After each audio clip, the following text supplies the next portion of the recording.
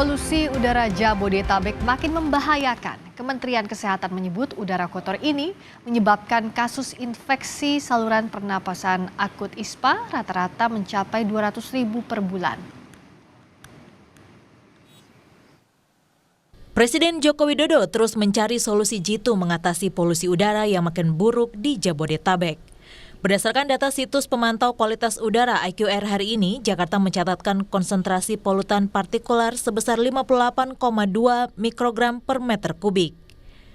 Kualitas udara Jakarta juga tercatat kota paling berpolusi nomor 2 di dunia dengan indeks polusi mencapai 152 poin, berkategori tidak sehat menurut IQR.com per pukul 16 waktu Indonesia Barat. Jokowi sudah 2 kali menggelar rapat kabinet terbatas untuk mencari solusi atas masalah ini. Presiden meminta penanganan polusi udara harus berbasis pada kesehatan. Pak Presiden menegaskan untuk semua memfokuskan pada kegiatan penanganan pengendalian polusi udara ini karena menyangkut kesehatan. Jadi cara-cara penyelesaiannya harus dengan dasar atau basis kesehatan. Untuk menangani polusi udara Jabodetabek, Presiden Jokowi menunjuk Menko Marves Luhut Binsar Panjaitan sebagai koordinator operasional penanganan polusi udara. Secara keseluruhan, koordinasi operasional ini dipimpin oleh Menko Marinvest dan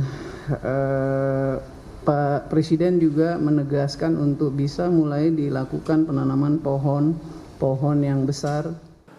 Kementerian Kesehatan mencatat adanya peningkatan kasus infeksi saluran pernapasan akut atau ISPA di wilayah Jabodetabek belakangan ini seiring kondisi polusi udara yang tinggi di kawasan tersebut. Direktur Jenderal Pencegahan dan Pengendalian Penyakit P2P Kemenkes Maxiren Rondonuwu mengatakan tercatat kasus ISPA di Jabodetabek rata-rata mencapai 200.000 per bulan. Dan seiring dengan itu data kami di surveillance penyakit menunjukkan ada peningkatan kasus ISPA yang dilaporkan di puskesmas maupun rumah sakit di Jabodetabek. Per bulan rata-rata di atas 200.000 kasus. Menurut data Kementerian Kesehatan, kasus ISPA di Jabodetabek pada Mei lalu sebanyak 135.000. Pada Juni naik menjadi 144.000 kasus.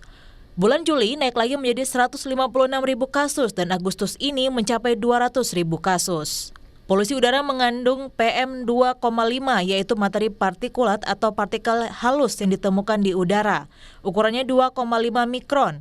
Saat ini kandungan PM2,5 mencapai 7.842 ton. 67% berasal dari transportasi, 26,8% dari industri, dan 5,7% dari pembangkit listrik. Tak hanya ISPA, polusi udara juga bisa menyebabkan berbagai macam penyakit, mulai dari sakit kepala dan kecemasan hingga gangguan sistem saraf pusat. Polusi juga bisa menyebabkan iritasi mata, hidung, dan tenggorokan. Dampak buruk lainnya adalah kanker paru-paru, penyakit jantung, gangguan hati, darah, limpa, hingga gangguan sistem reproduksi. Dokter spesialis paru menghimbau masyarakat menggunakan masker untuk mencegah gangguan pernapasan. Sarankan untuk memakai masker atau yang paling penting sebetulnya sebelum memutuskan untuk keluar rumah, lihat dulu berapa indeks kualitas udara kita. Kalau memang masuk kategori berat, lebih baik dibatalkan untuk keluar rumah dan beraktivitas di dalam rumah. Tapi kalau terpaksa keluar rumah, pakailah masker dan juga tingkatkan sistem imunitas tubuh. Oke, Dokter Erlin. Anak-anak juga para lansia. Kenapa demikian? Karena anak-anak ini sistem pertahanan saluran nafasnya itu belum berkembang sempurna. Sehingga sangat rentan dan sangat mudah terpicu menimbulkan gejala kalau ada triggernya seperti polusi udara. Sementara itu, Pemprov DKI Jakarta juga melakukan penyemprotan jalan dan penyemprotan uap air dari atas gedung-gedung untuk mengurangi polusi udara, meskipun keefektifannya belum bisa dipastikan. Tim Liputan Kompas TV.